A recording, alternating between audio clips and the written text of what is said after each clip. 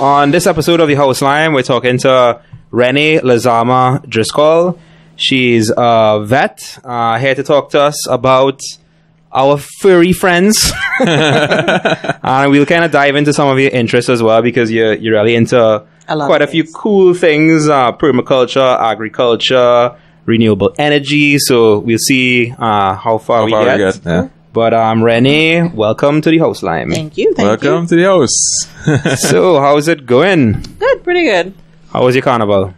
Carnival was good. Played Juve. Today was, you know. Could you try again? Oh, like my Siri blowing up there. Like she was like, I did not get that. Mm-hmm. Okay, let's put this guy on airplane mode. Yeah, so you're into the Juve. That's kind of my scene. Like I prefer Juve. I mean, I've never actually played What? Mass.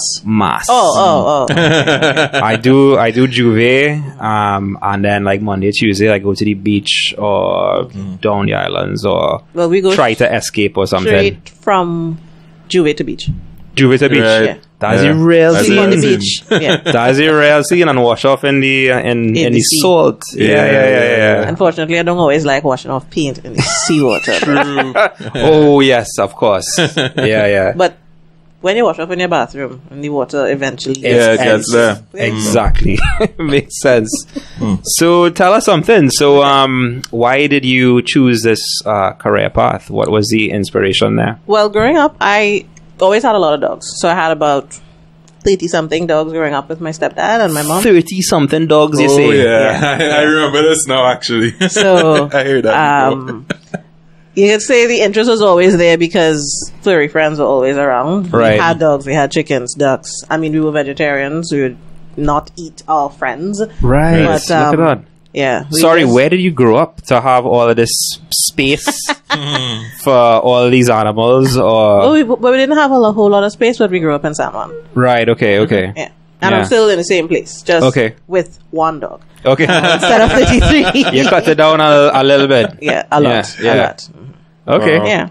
So you grew up around animals and you loved animals and you're like, okay, well, maybe I could make a career out of this Yeah. where I could be around them full time. Growing up a lot, we were always in the medical field in some way. My mom was in this. So Okay. everyone was always saying, you should become a doctor. You should become a doctor. You have the brains to become a doctor. Yeah. And then I'm like, I like animals Yeah. more. And I like doing everything with animals. So let me... Yeah. So Go what ahead. you prefer the furry ones to people? Unlike some vets, no, I actually like meeting people. Yeah, I as well. love people. I love people. Okay. okay. But I just like dealing with animals. It's a little bit of a challenge too, because Yeah. in some regards, dealing with animals could be like dealing with people who can't speak or can't Yeah, even point true. to themselves Yeah. or tell you what's wrong. Yeah. Yeah. So it's a bit of detective work, Yeah. Right. and that's some of the fun of it. Yeah. So you went to UE? Yeah, UE started in 2004 Right. and finished in 2009. Yeah. And then been working constantly since then. Right. So tell me about all the different places that you're working. Right 'Cause you- now? yeah, Well, so okay, right well, now, yeah. yeah. So I started at the clinic as soon as I came out of school. Worked Right. there for 6 years in El Socorro. Okay. And after that, I decided I was going to start my own house call business. So 2 of my friends who graduated in the same class with me also decided, they also left their jobs at the same time, the same year. Right. So we were like, well, why not band together instead of doing the thing that most vets do, is just going down the path being solo. And it sometimes is a bit of a struggle. So if we can have someone we could lean on, then we could manage business like that. Yeah. So it just turned out that we were all born in the month of September. All right. So the birth, we're trying to figure up a name. Right. The birthstone of September is a Sapphire. Sapphire. So then we became Sapphire Vets. Ah. And it stuck. We liked it. Yeah. Right. Yeah. Okay, so Sapphire Vets. And then what else you have going on? Well, last There's the Piaco. vet clinic. So Vet, about yeah. 2 years ago already. Wow. Tiny. One of my friends who owned Piaco Vet Clinic, Abin Arjun Singh, he needed to go away to study. Yeah. So I used to do surgeries part-time by him, on and off for him. So he offered to lease it, and I said, sure. Right. So then we leased Piaco Vet Clinic from him. But we do the management. We do house calls for clients who need to. Right. It becomes now our surgery base, and we're doing expansions as we go along, investing in blood machines and gas anesthesia and stuff like that to upgrade the clinic. So house calls. How much of Trinidad do you cover? Well, first of all, I had to cover from basically Chaguaramas to Arima, and then from about Santa Cruz to maybe Canopia. Okay. It's like a On big, any time like a cross. of day or night? I mean, Sometimes, not all the time is it safe to go out at night, because I do have a lot of clients in some areas, hotspots basically, Right, that yeah. you may not want to be going out at certain times of night, so we might So it advise them what depends. they could do. It really depends. yeah. If I have a really, really good friend or someone that needs service at night and it is a genuine emergency, well then, yeah, I'll go. Right, okay. Yeah. And then the other docs that you work with as well, they Well, one of them, fortunately, she left us to start medicine. Okay, So okay. she's in school again. Right. And so it's just two of us now. But at Piaco, we have another vet working for us too. Okay. So we're expanding on the Piaco side. Nice. Cool, man. All right. So we figured we can kind of start off with choosing a pet, Uh-huh. right?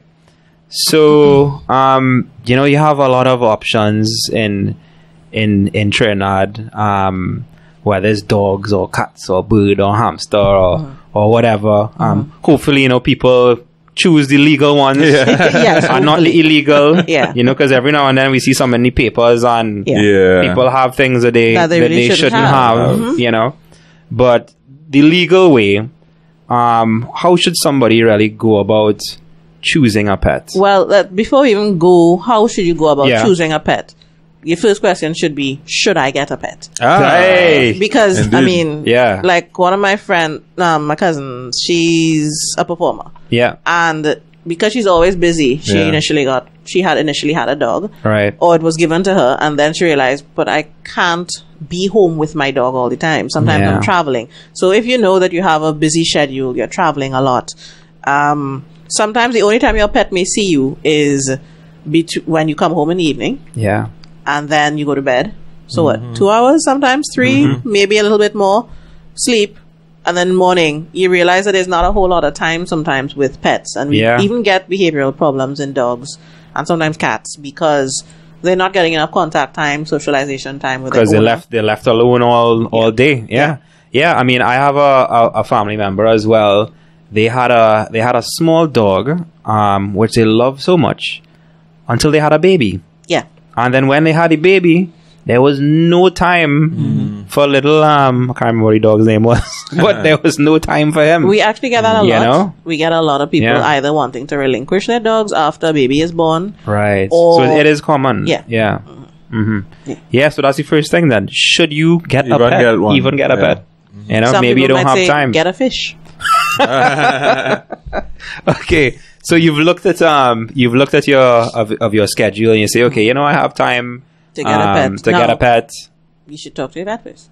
Talk to your vet first. Yeah, because sometimes you might think you know what you want in a pet. Right. But then certain breeds of dogs might have certain needs. Yeah. So Yeah. if you get an extremely hyperactive Belgian Malinois and you live in an apartment or condo, Right. forget Not a it. good idea. Not a good idea. Yes. If you have dogs that might be prone to temper tantrums and chewing up furniture and you really love that furniture, well, then Right. you shouldn't get one either. So that is a thing, right? The different dogs have different temperaments, Yeah. is what they call it. Yeah.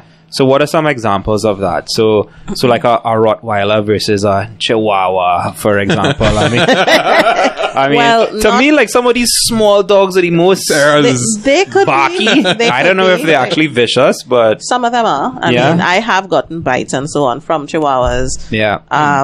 From sometimes most things a lot of things under 20 pounds because they can be a bit possessive. If you don't train them properly, then you might end up with a sweet looking dog who wants to take off your fingers. Right. Or it might take off your fingers, might take off, then someone comes next to you. Yeah. It might be aggressive towards them. Right. And is it that some dogs are like good with kids and some aren't and Yes, that so sort of thing? you may find that being so. Again, some of it are breeds, things that are common within a breed, Yeah. and some might actually just be stereotyping because a lot Right, of people okay. might say, "Oh, pit bulls are the worst," Yeah. And then you might realize that, well, you told me about your mom's pit bull. Yeah. A lot of them are actually very loyal.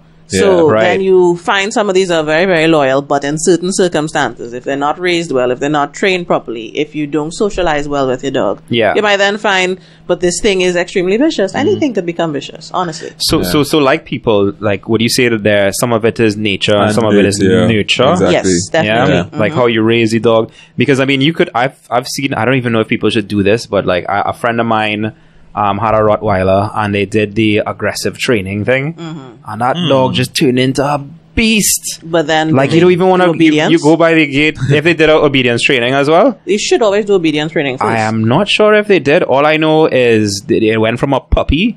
I remember that dog being a puppy to like it will rip your face off. Wow. Like it is barking until like it's frothing in the mouth. Yeah, you know what I mean. But it was trained to be vicious. Okay. You know. Well, a lot of trainers will actually tell you, you always start with obedience training first. Right. So you cannot make something aggressive and now try to tell it to stop. Exactly. It doesn't know stop. It doesn't know There's no. no going back from Right. there. So you always start with obedience first. Make sure the dog has socialized with you, socialized with everybody in the household, can obey and listen to commands. Yeah. If you cannot obey and listen to no and stop, then you can't go and train a dog for aggression. You're Yeah. basically, Yeah. making a weapon. Yeah. So you're Uncontrollable weapon. so you're ready to choose the right dog for you, for your Or cat. family or cat or whatever it is. You know how much space you have, how much time you have. Yeah. All that sort of thing. What your living conditions are like. Some people might Yeah. get a cute little dog and they live in a condo and then the dog starts to make a lot of noise and the Right. neighbors complain. All those things are problems that people have, that sometimes they have to give up their dog because of their living conditions. If you're renting Yeah. is important. Some people love to have a pet, but owners, your landlord may not allow it. Yeah. And then supposing you now move places, you now have to find a pet friendly place. And we have people having to give up dogs because the new place is not pet friendly. It's not pet friendly. Yeah, that happens a lot. So where should people? What is the right thing to do? To where should you get a pet from? Right, because you have you could adopt. Obviously, there are options for adopting in Trinidad, but then you have your pet stores. And then you have like the backyard breeders and so then on. You have breeders as well, Right. who might be a bit more legitimate. Right. But at first, basically, I will put a plug here for the adoption community. Of course. We have such a large population of dogs that have no homes. Yeah. That because they have no homes, we might be filling up shelters. Sometimes shelters have no choice but to put them to sleep because they may get 10,000 dogs a year and they don't get 10,000 people coming to adopt. 10,000 a year. I'm just saying, Right, yeah, giving right, a figure, okay, yeah. right? But that is the reality. You get so much more, sometimes 10 times more than the number of people coming in. So what do? So by all means, you want people to adopt dogs. Yeah. All right. But of course, if you're adopting, again, you have to know, am I adopting the right kind of pet for me? Yeah. Even the shelters, sometimes they can tell you the temperament of this dog. This one is good with kids. This one is good with other dogs. Right. Because they've actually had time to watch them and stuff like that. So they could tell you, well, fine. Yeah. This one might be good for you, but they want to do a home check because they don't want to send a dog into a situation where it might not be in the right conditions, fearful, maybe even abused. You have your fence open and it becomes a stray again. Yeah. We adopted them so that they wouldn't be stray. Exactly, yeah. And then back out on the street. And then back out on the street. Yeah. So, But then again, I mean, you talked about breeders versus, so some of the purebred dogs would have like the Rottweiler Club and the German Shepherd Club. Some of them would have breeders that they may recommend. Some of the breeders would have registered dogs from a particular bloodline so Right. that you can actually trace the parentage of the dog and that sort of thing. And those are usually the reputable breeders. Yeah. You may have other people that are breeding also. But you may even have to sometimes talk to your vet about, do you know this person? Do you know this breeder? Or even talk to the breeder's vet if they have one. And that also gives you a bit of a clue into the health of the dogs, where they're coming from, what kind of history, Yeah. yeah. It takes a lot of investigation sometimes if you're really serious about it. Yeah. You said registered dogs. So They had the papers. Some of these dogs had the papers on Right, them. right. Yeah. But where, like, how does that work? Where's the registry? Well, That's, you have a Trinidad registry, Mm-hmm. but that is really anyone can basically register their dog in Trinidad. But Right. we're talking about some of the kennel clubs in the United Kingdom or in the US. They Mm-hmm. would have registries dating back with particular bloodlines of a particular dog breed. Right. So that you can trace parentage. We don't want cases where people are doing inbreeding, Mm-hmm. where you're mating family or family. Yeah. You know, because we end up with problems like that all the time. Yeah. Okay. Yeah, no, I had some, we had some fancy German Shepherds, like, back in the day. And same thing, like, they had their papers, and you could see who the father is of whatever, and the line, and the, you know. Now, I mean, what I've found, well, is it true that the Potong is the strongest dog in Trinidad? Well, Because to it me, quite possibly is. because to me, like, nothing, I mean, I can't say nothing goes Can't wrong. say nothing. But like with shepherds, for example, like they have this hip thing Yeah. that happens. Like a lot of dogs have these little problems. That what is the one with the sort of squinch down face? What, And a apparently pug they have like a or- pug. Yeah. And they have like breathing problems, you know. Right. But the Potong seems to be indestructible. Well, you see, if you think about genetics in general, Yeah. your purebreds will always have something that is unique to that purebred. Yeah. Like, say its weakness. Yeah. Right? After you have mixed these dogs and mixed with other breeds, it's kind of like you're diluting out that weakness. Right. So that's what basically has happened to the Potong. The Potong would be a mix of a lot of breeds. Mm-hmm. One Potong might have 5 breeds. One Yeah. Potong might have 10 breeds. We may not know the parentage or the line that they came from. But that's why sometimes you may not get the leg problems or the joint problems that a purebred might get. That might be a genetic disorder. You also cut down on genetic disorders because of how diluted out his genetics are. Right. So, so Potongs could be the strongest, but that doesn't mean that they're immune. They're still susceptible to a lot of the diseases that you find, tick fever, lepto. We get sick Potong when all the welfare groups pick up strays from the street. Yeah. It Potongs, Potongs, yeah. they are picking up, and a lot Yeah. of times they might be sick and dying with distemper. So sometimes people might say, hey, well, that Potong looks pretty strong, but you also Yeah. don't know what's going on. What's going on? Yeah. So maybe we could talk about, living with a pet. You know, so maybe we could talk about food, grooming, that sort of thing. So, in fact, we were talking earlier before we kind of started recording about pet food, and there's this huge debate. Yeah. What is the best food for the dog? Some people swear by this brand, others swear by another brand. Some people just say, okay, no, it's just raw meat, and they're giving them raw food chicken diets, or whatever. No raw chicken, please. No raw chicken. So what is the real story there? Well, the thing is that there are so many different options for foods. Yeah. You will have people that are breeders that might say this is what they feed, and it works well for their dogs, so they don't deviate from it. Yeah. But you also get dogs who do well on chow, and it's normally suggested that most dogs get a proper balanced diet, which would be constituting of chow.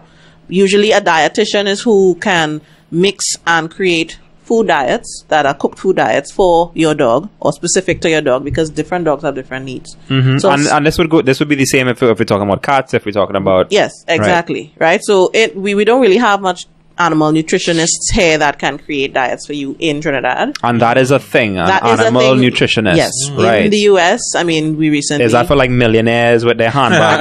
No, Paris Hilton or whoever No, with their handbag Yeah. dogs? No? It's actually like some university schools will have a nutritionist who can create a diet for this animal, because Right. what if this dog might have an allergy to something that's found in most dog foods? Then Right. you now need to create a food for it.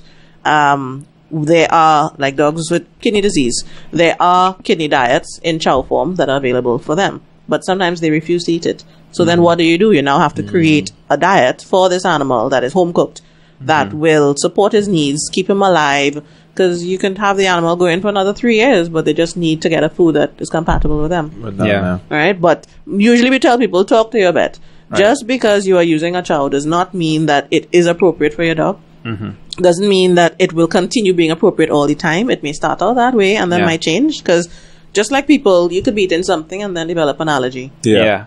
6 months down the road. Yeah. So speaking of the allergy, so like what would be some signs that, okay, maybe the food needs to change? To change. When my dogs, they tend to get like skin things. Yeah, that is most dogs. You mightn't call it a straightforward allergy. We might call it a sensitivity. Right. But I mean, the words is just semantics. You might get itching. You might get red bumps on the skin. Yep. Some dogs will get flaking. Or the fur is like or the fur is very off, dry and things like that. Yeah, you could get fur falling off. Yeah. So yeah, and a lot of people might just decide, well, this food is not working well, I'm going to switch. They might switch to something and not know why they should or shouldn't switch to it. So check your vet. So check your vet, because the vet can say, okay, and sometimes I would say, bring a picture of your dog food. Right. And what you're using. Tell me how much you're using, how you're using it. But other things too. What supplements you're using. Because skin problems are one of the more difficult things to determine. Because a dog can have allergies to grass. Right. A dog can have allergies to pollen. Maybe he or she's sleeping somewhere. Yeah. Yeah. Sometimes you might be mopping with bleach or detergent that is actually making the dog allergic. Yeah. So many different. It's very much like people, but different. Yeah. And they can't tell us. Hey, they can't tell us what is wrong. Yeah. So what about grooming now? Well, because you have the pets with long hair, with short hair. What kind of dogs you have? I had we grew up with shepherds. We always had German shepherds. Because I think my dad used to look at Rin Tin Tin on the TV back in the day. You all remember the Littlest Hobo? That was like Yeah, that's my favorite. So we had German shepherds and we loved those dogs, but then they were expensive and just kind of difficult. Still expensive. Yeah. And they always had issues with the long fur because we have a big backyard. So like ticks was always a issue. And then we ended up getting pit bulls because we had a break-in. This is after the shepherds had died off and whatever, and then we ended up getting pit bulls. We had a break-in. And those were a lot easier to maintain, we found, because the fur, like, we barely ever see ticks on them. They did not get sick that often. The only issue really was with food. Okay. Where my dad had to, I don't know if he went to the vet, but he definitely switched the food a few times until he found something that seemed to work. You know? And that's the challenge too with allergies, is that a lot of times your vet may have to do a food trial, and a food trial may mean 2 months on this food, even though you might be seeing itching. Well, now we have better drugs to control that. Yeah. But you might have to be on this diet for 2 months and then coming off of the drugs, going back on the drugs to see what is the effect on your dog. What's happening? Is it improving? Is it not improving? Because your dog has eaten something. Sometimes the proteins in that can take a whole month or more to come out of its system. Right. So you might switch to a new chow and say, but this new chow is not working, and you only use it for 2 weeks. Not necessarily. Yeah. Yeah. And that's what a lot of people don't realize. So. But you just talked about going from medium hair dog to short hair dog, which, yes, I mean, shepherds shed a lot. Yeah. We used to find little tumbleweeds of shepherd hair just rolling. Yeah. Oh my God, I get your real. I went back there, but yeah. And then it's true. Your pit bulls may not shed as much, or they're short-haired dogs. But then you have people who dogs don't really shed. Like, say you have a Maltese. Long, lovely, long, luxurious coat. But then it's not really shedding, but it's matting. Yeah. And a lot of times, breeze takes it, you're not brushing it 3 times a week. You're going to end up with matted coats, and sometimes you have to be taking this off. Tell me something. These huskies that seem to be all the rage now in Trinidad. To me, it looks like torture bringing these dogs to Trinidad. Is that true, or do they adjust? Well, what is that's the thing. I don't normally ever advocate for bringing a dog from especially cold weather environments to live in the tropics. But some people do have huskies and they acclimatize fairly okay. That's what I hear, because they also have a summer coat. Now, obviously, their summer and our normal temperature is still 2 different temperatures. Yeah. Some dogs, if they're born here, like most things, if they're born here, they may be better able to acclimatize. Right. Yeah. But it's not like we would say, sure, bring all the huskies you want. That's definitely not what we want people to do. You want something that is good for your weather. Yeah. Or easy to manage and things like that. But the people ones that are here aren't being tortured. They're kind of... That, survival. now, that Acclimatizing depends maybe. on the people True that. taking care of them. Because True, I've had some clients whose Huskies live indoors. Right. And they live indoors in AC. And they have all an the AC time. room or something. Yeah. Right. And they're okay. But you also talked about these pug-faced dogs, which we call them brachycephalic dogs. But Okay. But- what is that one? brachycephalic just means that your nose, your face is flattened. Ah, okay. Right? But yes, those dogs, they also have problems in heat. Okay. Some of them, they could get a little exercise intolerance. You're running a little bit and then you're getting tired a lot. Yeah. But they have this little problem with their breathing where there's a flap of skin that could actually cause some serious problems for us with anesthesia and things like that. So, yeah, so sometimes we might say, probably don't get a brachycephalic dog and Yeah. then want to breed it, because then you might have to do surgery or, you have to look at your things. Why are you picking this dog? Are you picking this dog for just your home, your house use? Yeah. Are you picking this dog for breeding? What are the common problems do you normally get with this breed? Because you might get a brachycephalic dog and then you have to do something to fix the problem. And then you end up, a little 5,000 out because you had to fix this problem, Yeah. I have another question. So besides like your regular, people think of pets, they think of dogs and cats, and then some people have hamsters. What other animals do vets See about see here. about here? Yeah. Well, we do have more so in the exotic side. We will have people with hamsters and guinea pigs. We have a lot of people with those now. Right. And we get the normal parrots, macaws, lovebirds, so we get a lot of Yeah. birds as well. Those are allowed. Macaws and Not supposed to be. not supposed to be. Yeah. There are animals that, But parrots are.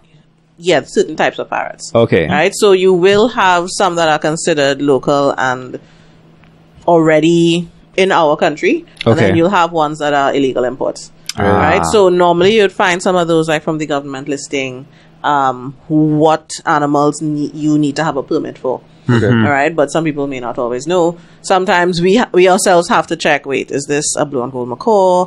We really shouldn't have this. It's not. Right. It's not like a vet will go and report you to the police. Yeah. But sometimes, there was a guy once who got a monkey, and he said how he got the monkey. He didn't do anything illegal, but somebody had it, and he said, "Well, let me take care of it." Yeah. And he actually was asking me. He wanted me to check the animal because he wanted to do the right thing and go Yeah. get his permit. Yeah. So we did everything that he wanted to, and he kept going and applying for his permit, and they were doing visits to his house because he was taking care of it. It grew up among people. Yeah, and So- then at that point, could you actually release it back into the wild if it's Not- grew up around not people all and, the you, time. and you're feeding it, and it's Yeah. like what is the one with the sort of, it looked like an old man, the capuchin? The capuchin. Yeah. Capuchin. Yeah, How do you yeah. pronounce it? Capuchin. Capuchin. Yeah. Yeah. You can't send him back. You can't always re-release them into the wild. I get confused in that environment. It's not Yeah. used to it. Yeah. And then now they're accustomed coming to you for food. They now have to learn to fend for themselves. Yeah. So what about horses and those big animals? Deal with those as well? I don't deal with those, but my Yeah. business partner, Leah, she is horse girl. So Right, she okay. does acupuncture on horses and laser on Oh, horses. acupuncture on horses. That's a thing? Yeah. Okay, She does okay. Some big acupuncture things. on dogs and cats too because they're finding newer and newer ways to treat certain things. Not everything Right. has to be pills and drugs. We do things now like laser therapy. where you- Laser therapy. Yeah, so That's you're for what shining now? laser for pain, Okay. for joint problems and so on. So you Right. can shine the laser on the animal's skin, Yeah. and that can actually help with wound healing. It can help with, she even lasered my knee once, because I had a torn meniscus in my knee, and Right. it was helping with pain. Look at that. But Technology. What about things like turtles and... so exotic vets, yes. Yeah. Now some of the turtles are only really red-haired sliders. You could say Yeah. most people can get and have. Okay. But when they get released into the wild, they become a pest to a lot of places. Oh, yeah, because they eat all your plants and vegetables and things. Yeah, no? and turtles don't just eat plants and stuff, but Right. so you can also That's get sweet. fish and all kinds of stuff. Oh, yeah, of as course. Well. Yeah. But we have like the Moroccois we have, and sometimes people have tortoises, which again, those things are not to be legally kept as pets. Yeah. Yeah. People have snakes and stuff too. Yeah, and people do have snakes, and there is a vet who loves to deal with snakes. Dr. Suku down Central. Uh-huh. But I don't deal with mix. Anybody ever come to you like they lion or something? No. Something real, like ridiculous. Well, if they came with something ridiculous, I might send them to the zoo. Yeah. I think it was I was watching this series with Pablo Escobar, Yes. and he had, what was it? It was hippopotamus. What is he plural of hippopotami? I host at a hippopotamus, basically. Hippopotamus. Musses that he had as pets. Yeah.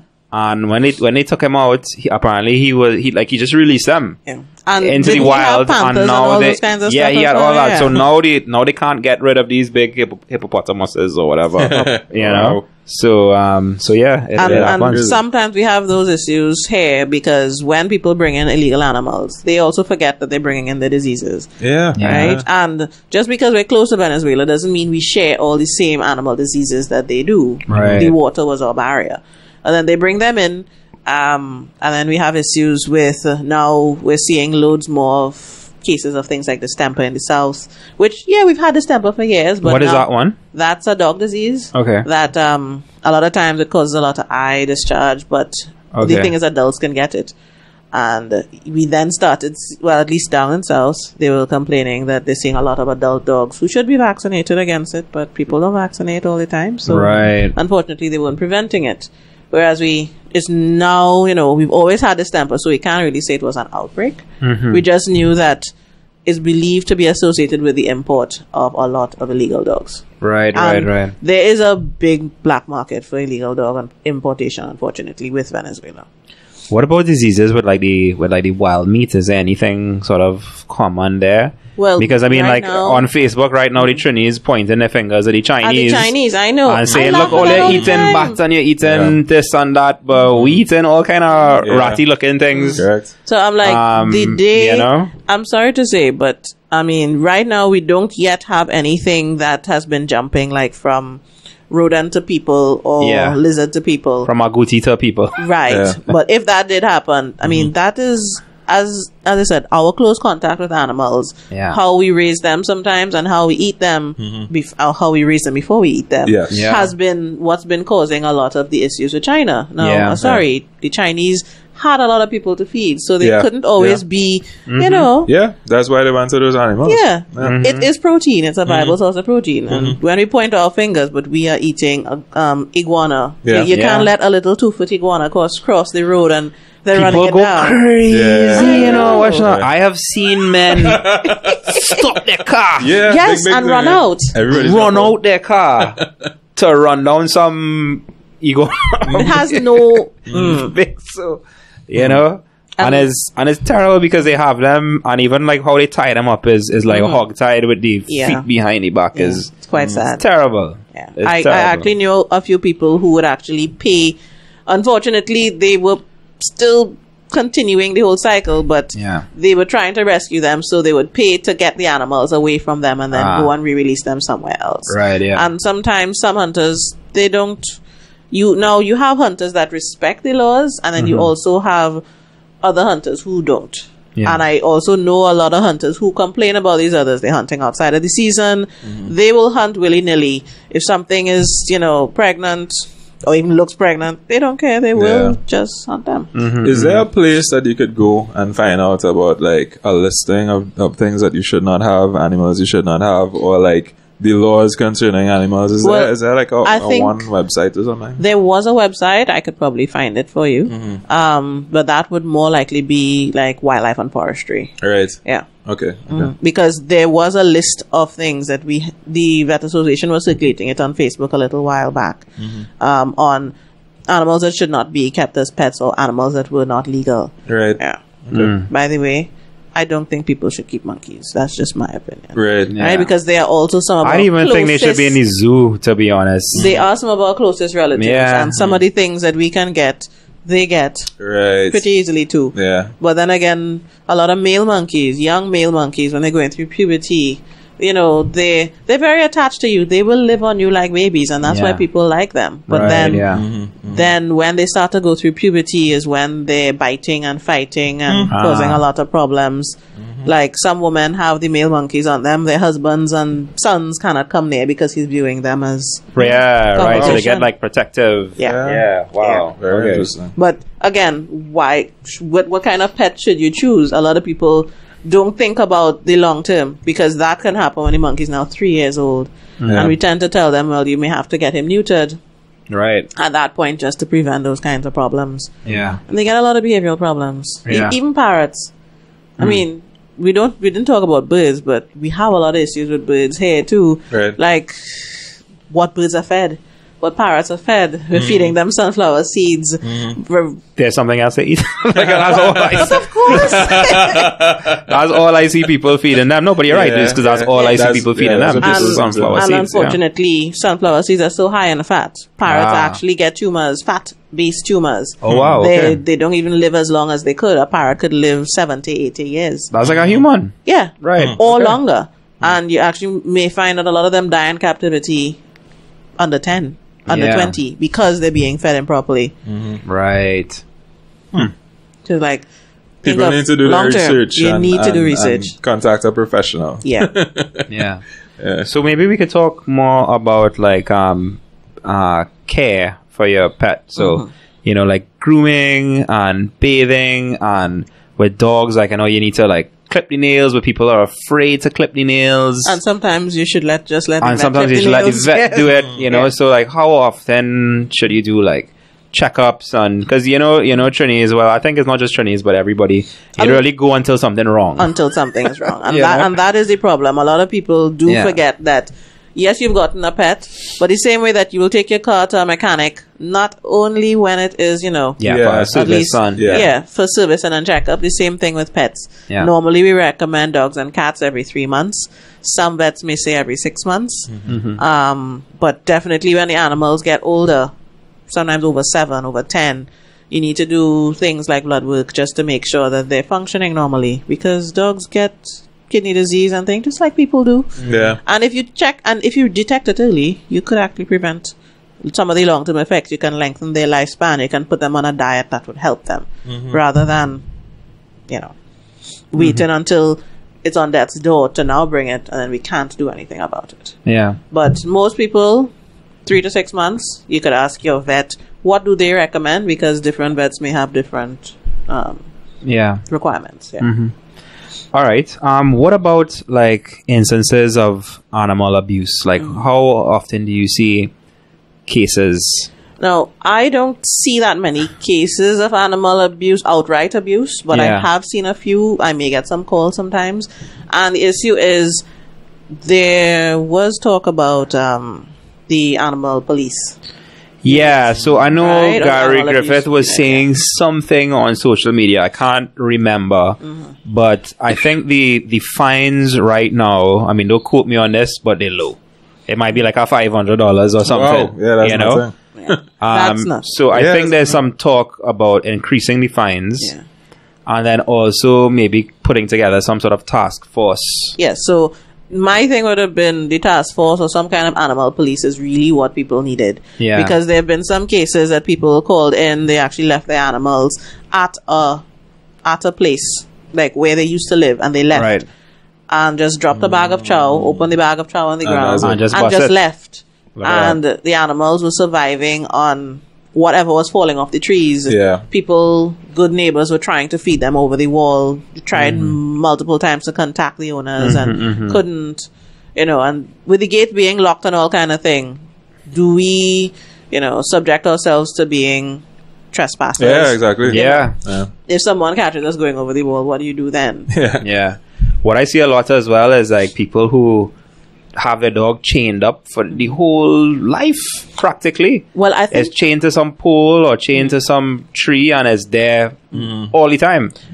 now we had some initial laws that was way back when 1920s or so that had some rules on the care of animals. Okay. But we haven't had upgraded animal regulations for Right. quite a few years, and I think recently there was some work being done with animal rights or regulations laws, but until then you may not have you could say legal grounds then to tell someone that they cannot do this unless it's outright a case of abuse. Right. But so people can't really do anything then. Just yet. If my neighbor has a dog on a chain, and every day you hear him cussing the dog or he kicked the dog and you hear a yelp or something, is there anything you could do there? Of abuse like that, I would definitely say to call the police. Right, okay. Call the police and at least report it. Yeah. Right? So that then you have a record of XYZ happening. Yeah. You can report it and then still call someone like even Animal Welfare Network to get some guidelines on what you can do. Mm-hmm. They may also know an officer who may be able to help in those kinds of cases, things like that. Mm-hmm. Yeah. I used to, as I was telling you before, like I used to live up on Lady Chancellor. I was like renting a place up there. Mm-hmm. And every Sunday, I think it was around the same time that they were talking about the Dangerous Dogs Act. Mm-hmm. And people would just drive up there and just release their dogs, you know? Mm-hmm. And I thought it was kind of nuts. Yeah. And apparently it's a common thing. People just abandoning their dogs in certain places. It is a common thing. Yeah. Abandoning them. They're abandoning them. Well, you also saw recently the things with the cats in Caroni that were being poisoned and were causing, issues. No, I didn't see that one. What's that one about? A little while ago, a few months ago, there was some stray cats, you could say, beginning to overpopulate the Caroni Bird Sanctuary. Right, okay. Someone may have put down poison for them and basically killed some cats. Now, I can understand the point the person was trying to protect wildlife, but at the same time, the cats died, and then wildlife started feeding on the poisoned cats and started dying also. Exactly. Oh my God. So, the main thing to get away from this was really that you shouldn't be dumping cats there in the first place, because a lot of people have the mindset, well, let the cat fend for itself in the wild, it's more natural. Yeah. Domestic cats are not a natural part of our ecosystem. Mm-hmm. Right? Only the ocelot is, really. Yeah. Right. So you put some domestic cats there, you don't spay them even anything. They're now breeding, they're now eating, from everything from crab to, because they need food. Right. The animals. So there was a twofold problem going on there, and people seem to take places like the Caroni as a dumping ground. There are places to release. Talk to the vet, talk to the animal welfare agencies. They can help with that. Yeah. So, do vets get depressed? Like, I'm asking you this because you shared the article about there's like an increase in suicide among vets. Is it that it feels hopeless sometimes when you see abuse or is it the stress? I mean, you're saying that you're basically working 24/7 now, that if you're on call and you're doing house visits and that kind of thing, you could be overworked and stressed. I mean... Well, don't you get depressed?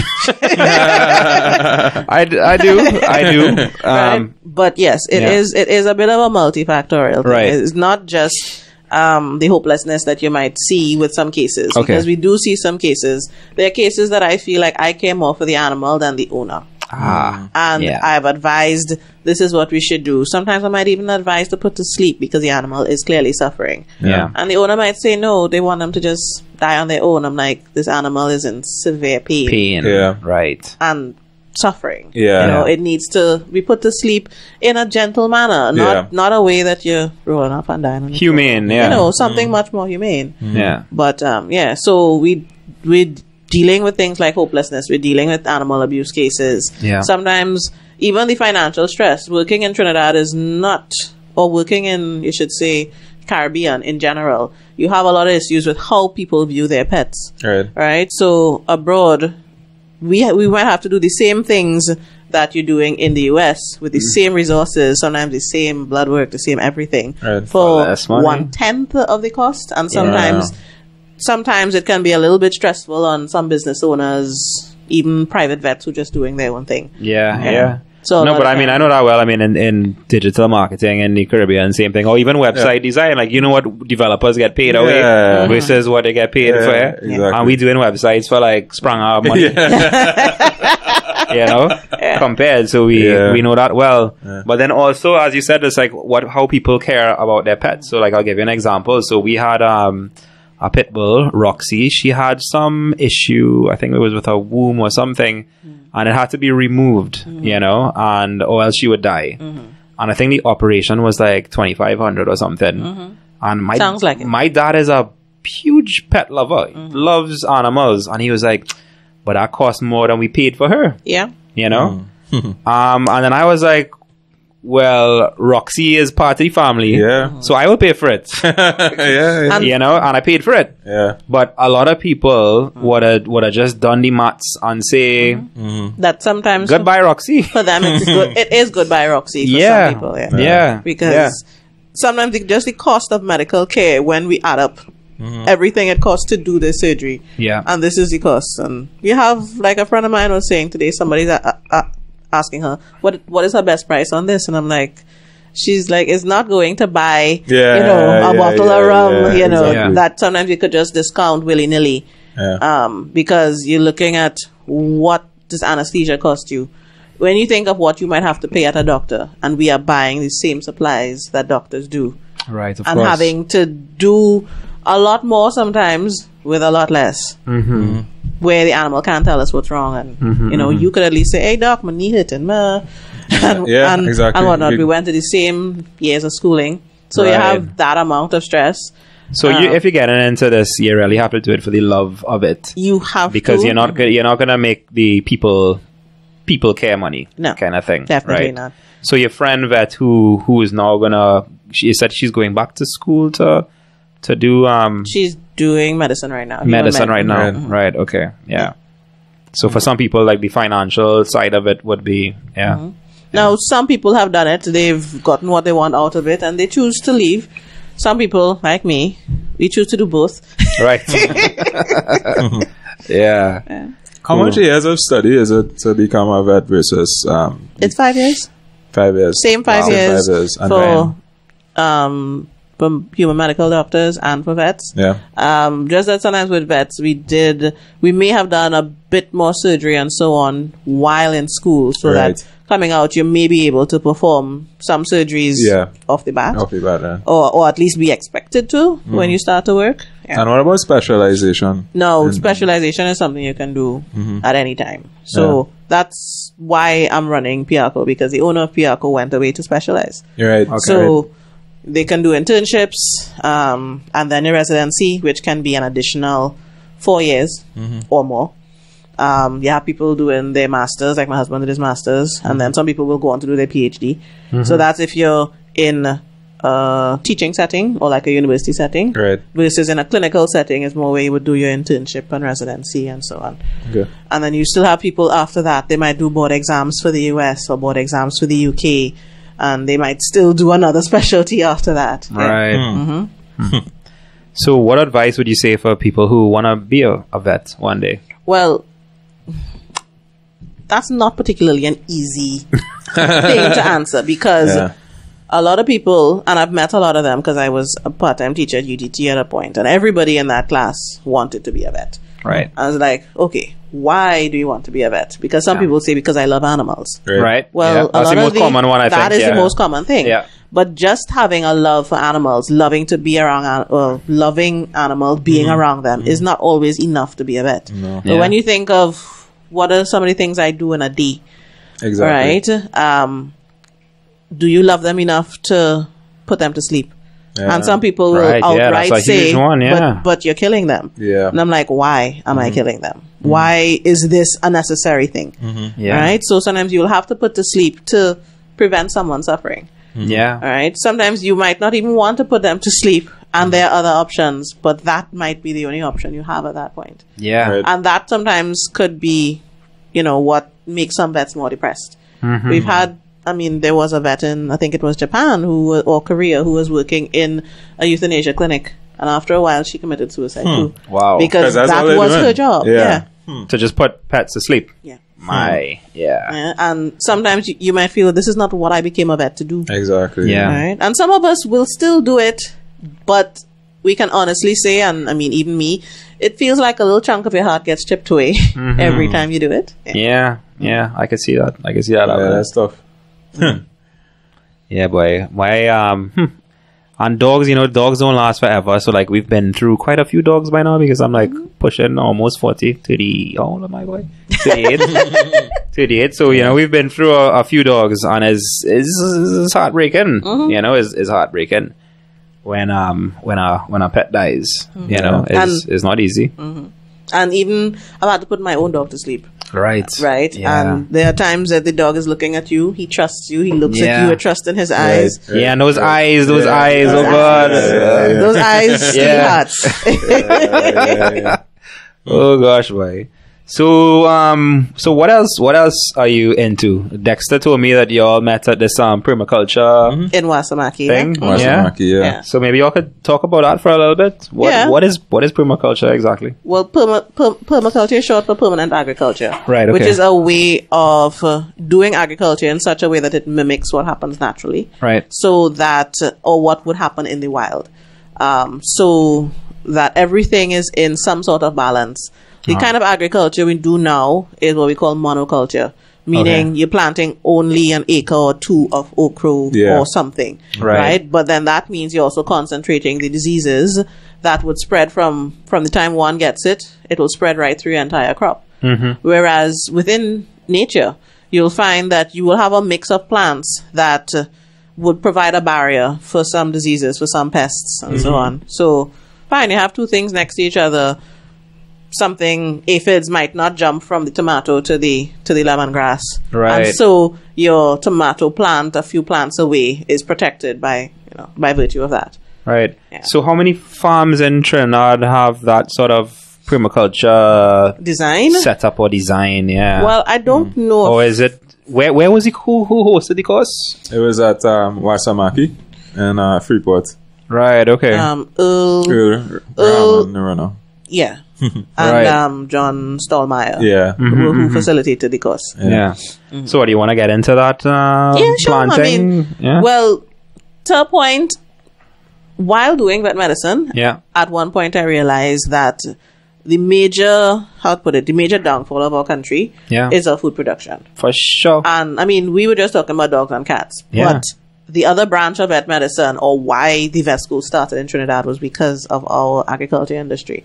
And that is a severely neglected industry right now. Yeah. Sad to say, but I was looking at it initially from like a food animal production standpoint that, hey, if we could produce our own food, we don't need a whole lot of other things. I mean, we don't really, it's nice to have internet and all those things, but, we could survive in an apocalypse. No, but food, food security is the most huge. Important thing. It's the most important thing. Right now, we are just importing about more and more stuff. 85% of our food. It's as much as that, 85%. Wow. And so think of what happens, if we have US dollar shortages, if we have... Well, it's happening right now. Which is happening right now.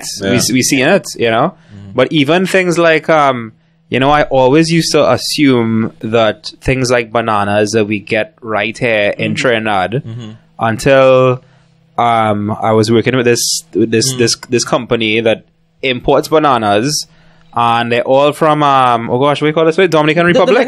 Dominican Republic. Yeah.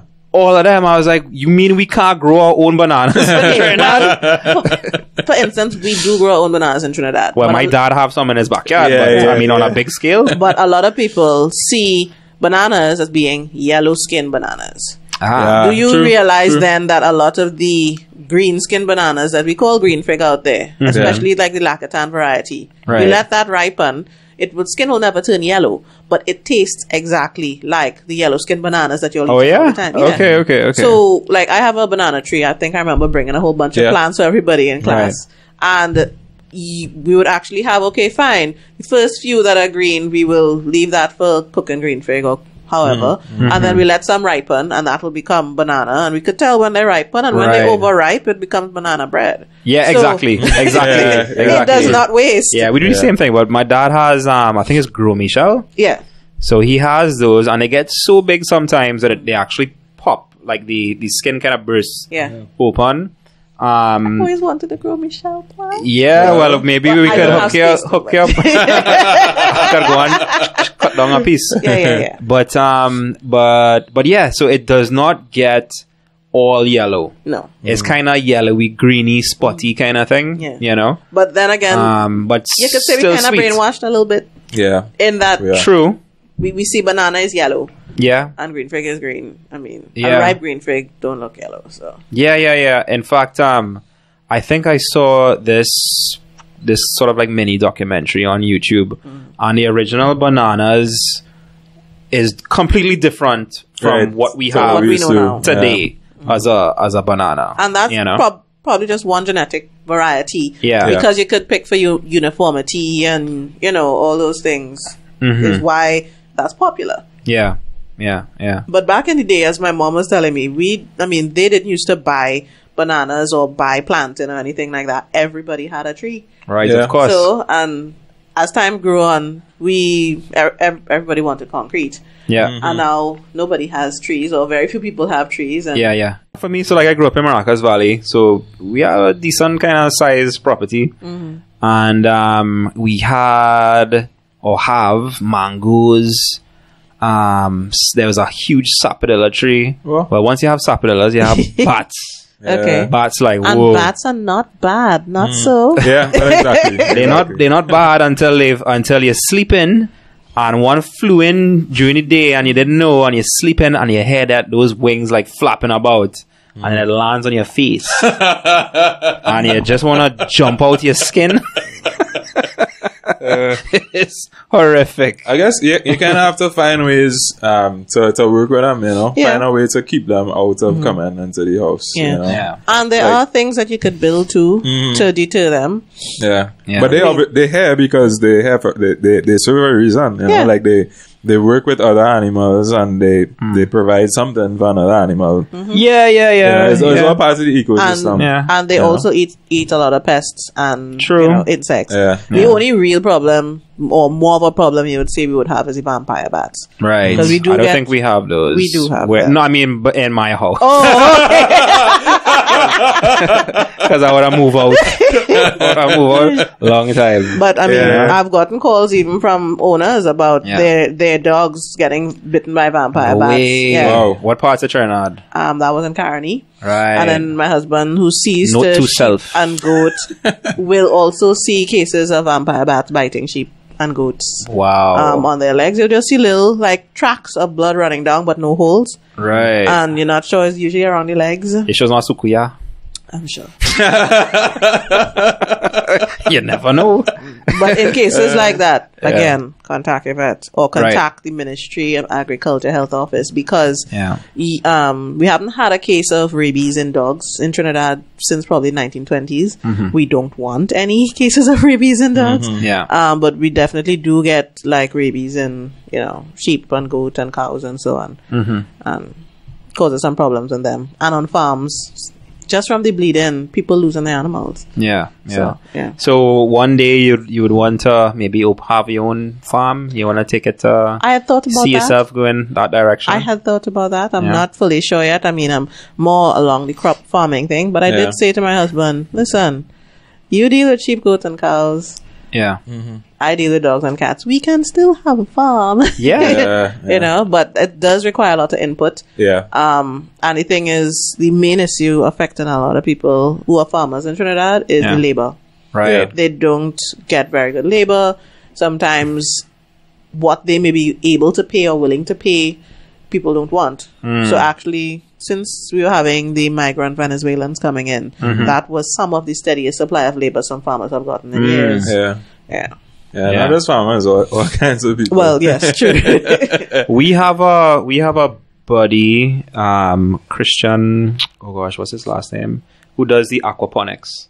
Young Singh, and he won the Idea to Innovation. The Idea to Innovation competition. He was like he got a grant or whatever, and he built this whole setup in his parents' backyard. And I think he was he selling produce after a while? Or was he groceries, right? So he is selling everywhere now. And because of how it's set up, I don't think he has any big set of like staff or people. Like it kind of grows up in these plastic tubes, and he has the fish on the system that kind of like feeds itself and he seems to be doing good. I actually wanted to have him on the show. And I gave him a call some time ago, and he told me that they're looking to actually now move into like a factory type thing, where like a warehouse, and like a bigger setup. So they're definitely ways to do it. Yeah, definitely. But yeah, I mean, we need to kind of get back to growing our own stuff. We do. Yeah. I mean, as much as aquaponics and so on, well, not aquaponics, but hydroponics is not hydroponics. is not permaculture. Right. Yeah. But it's still a manner of growing food that people can do at home and still get produce from it. Yeah. But because it requires mainly chemical input, because they're not, so you still have to end up buying those things. Right? But with aquaponics, then you have the fish producing that for you, but then you have to find a food source for the fish. Of course. And a reliable food source for fish is sometimes the issue. Because some people try to go organic, and everybody says organic, and everybody wants organic. Yeah, but then it's a challenge. The food for your fish has to now also be organic. And that's a lot of the challenges that they face. Yeah. I'm seeing things pop up in the grocery, because I'm looking at, I'm seeing kale now made grown in Trinidad and different things, and organic lettuce and whatever. And I remember people were growing mushrooms as well. Yeah. And now at Wasamaki, they're growing mushrooms too. And I saw that recently. Nice, man. Not on a big scale yet, but I want to be one of the first people to try their mushrooms. Yeah. Back in the day, I was thinking of getting into like crayfish. Because I like crayfish because in Maracas Valley, not so much anymore, but growing up you used to be able to like turn over a rock and find a crayfish. Okay. And it tastes great. On any recipe you could do with lobster, you could do it with crayfish as well. And I hear you get some real good ones out of Tobago. They are pretty good in an aquaponics setup actually. Yeah, exactly. So in Australia, there's one called the Red Claw or something like that. And you could basically get a water tank and you kind of cut it in half to make like a little swimming pool. And you could put a bunch of them in there and they get pretty big, You just have to also make sure, they do know how to climb very well. Yeah. So you have to make sure that your crayfish don't end up out of your enclosure. Yeah. And especially if you're looking to import, well, of course, please get the proper licensing. Of course, Don't bring it in illegally. Yeah. Well, that was years ago, but even so, like Dexter and I have worked in tech for so long, and I wouldn't lie, not a day goes by where some of your tech goes wrong or doesn't work or your computer crash or whatever, and I just be like, I hate computers. I hate it. And I just wish I could just go and grow something in the bush and just leave this whole technology life behind. People get depressed from growing things in the bush too, I don't know. I just feel like, it's just something where I don't have to deal with computers. It's kind of appealing. But that's where the work-life balance comes in. Exactly. So maybe let's talk about work-life balance. Well, just in general. It's not about just vet, because the thing is, we've reached to the point that a lot of us place so much more emphasis on our jobs and on everything else that we've actually forgotten that at heart we're people. And as people, we do need to socialize. And a lot of people find there's nothing wrong with being introverted, but you also want to still have contact with people.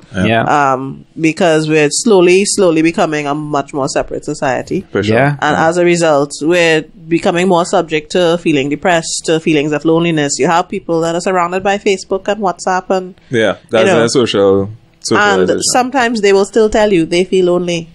I've seen some studies where they map the rise in like teenage depression with social media, and they're still looking into it, but people are thinking that there is some connection there. Well, one of the big problems we have too is we're always comparing ourselves to others. Right, of course, because people are always flossing on their Instagram on these amazing trips and whatever, and they just show you the highlights and you don't see the lows. You don't see that you had to be sharing a bed with. Exactly. or that the toilet was horrible, but but you went on an awesome trip. You just see the photo in front of the Eiffel Tower, or wherever at the end. But work-life balance.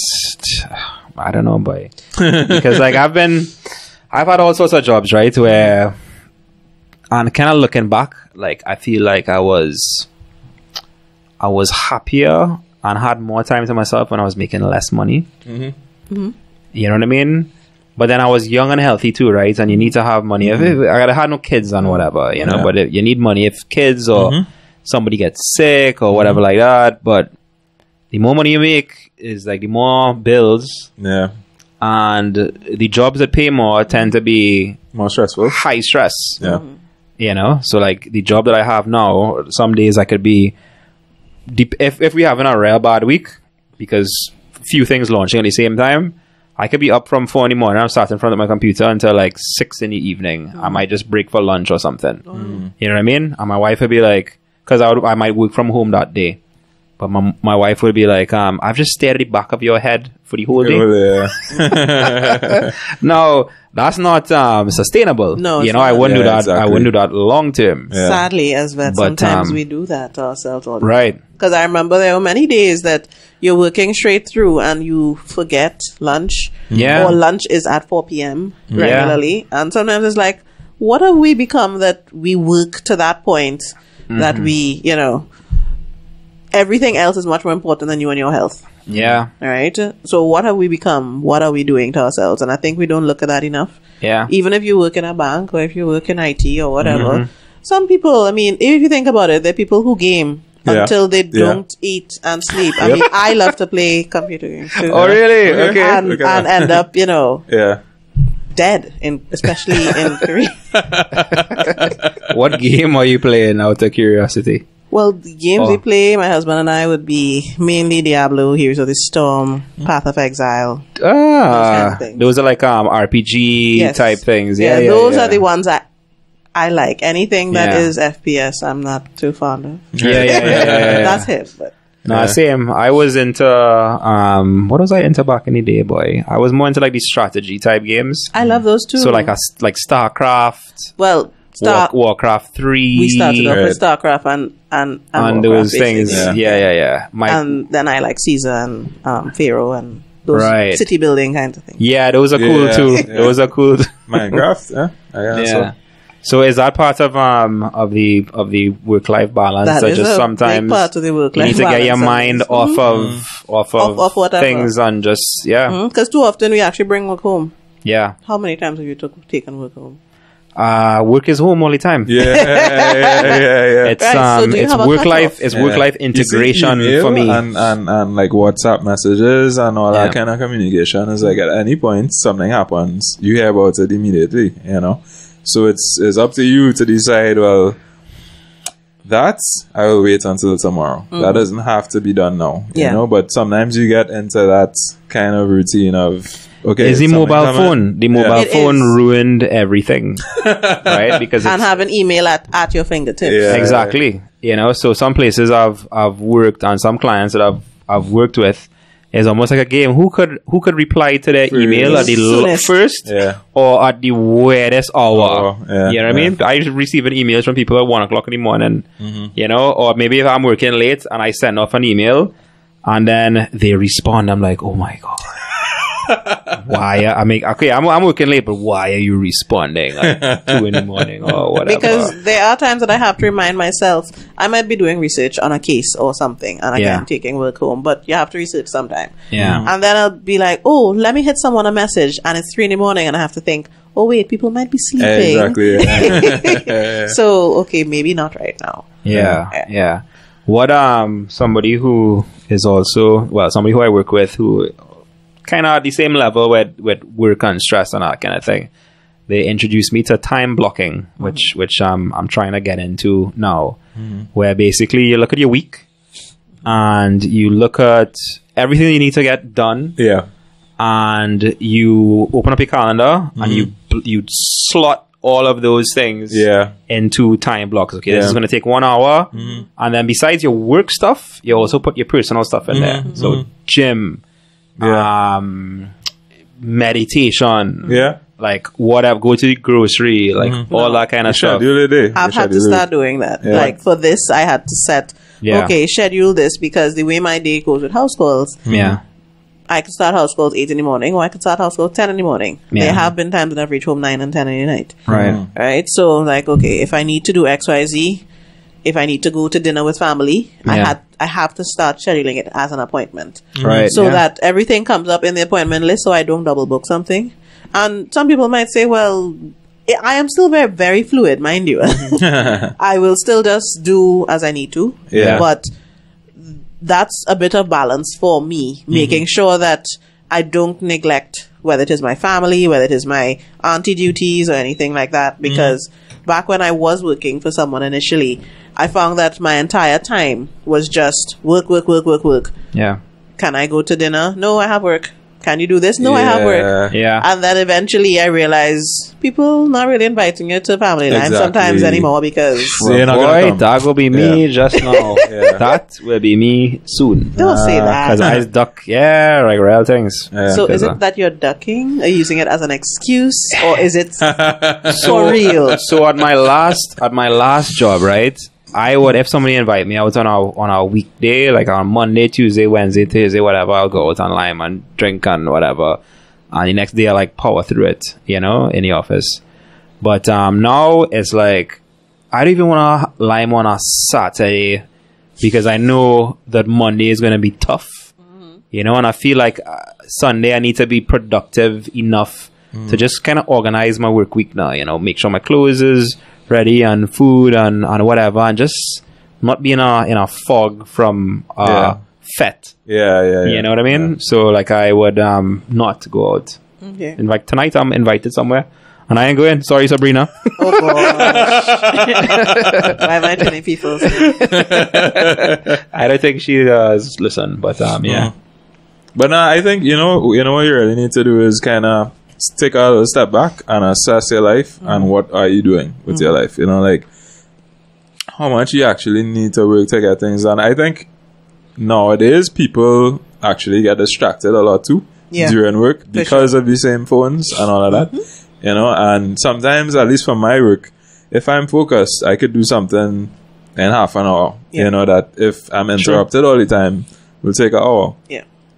So I think focus is a big thing, and if you could assess what you do and how long things take and like what is the most efficient way sometimes to do things, then you could sort of schedule your time better and make more time for other things you want to do besides your work. So I sometimes you just need to quiet everything down, stop for a little bit and see what am I really doing. Dexter with the wisdom. And it doesn't have to be anything big, It doesn't have to be going to a fete sometimes. Some people is just like, okay, fine. Saturday night is book reading night. So you're going to read a book on Saturday night. Or you're going to do yoga. You don't even have to go out and meet people to do yoga. Or a little cinema, something team. Do yoga. Or just dream something. But don't go but do it with the, Go and take a walk in the botanic gardens or something. In the daytime. In the daytime. Right. So what about food now? Dexter was saying you're into the culinary arts. Well, yes. Yeah. Basically, if I hadn't become a chef, a vet, I may have become a chef. Oh, really? Okay. Yes. But my wife's a chef, actually. Really? Yeah, oh my god. But she does catering from home now. She works in she works on Disney for a little bit. Disney. I'm calling it factory because it was like a factory on the cruise ship. Okay. And she worked there for a while, but it's real pressure. Like you're working 7 days a week, basically. Yeah. And that's a strenuous job too. In fact, one of my clients was a chef, and I'm like, I wish I could be doing what you were doing. And she said the same thing to me. Like, again, the grass always looks green on the other side. Yeah. Right? She worked in a few local restaurants here as well, but they don't really pay unless it's your place. Right. They don't really pay. Unless you have like a managerial type position, which might be a little better. But other than that, I don't know. But my love for cooking is really loving to see people eat. Yeah. And loving to see people eat my food. Right. So it's more like just how we have the house Lime. Yeah. That's my favorite place to cook for. Yeah, whether it's someone's birthday or bachelorette or something like that. That's what I would do a lot more. So if you were holding this at my house, you'd probably have food all over the table. Yeah. Next time. But then that's how I relax. So for me, cooking is my stress relief. Right. Even if I'm on my feet 8 hours a day or 10 hours a day, I can come home sometimes and cook for 4 hours straight. Sometimes, not all the time. Yeah. Nice, man. Cool. Yeah. All right. Any other topics that we wanted to touch on? Are we kind of good there? I think we're cool. Okay. Yeah. All right. Well, nice. Well, thank you very much for coming on the House Lime. Yeah. And take it easy. Okay. All right. Bye.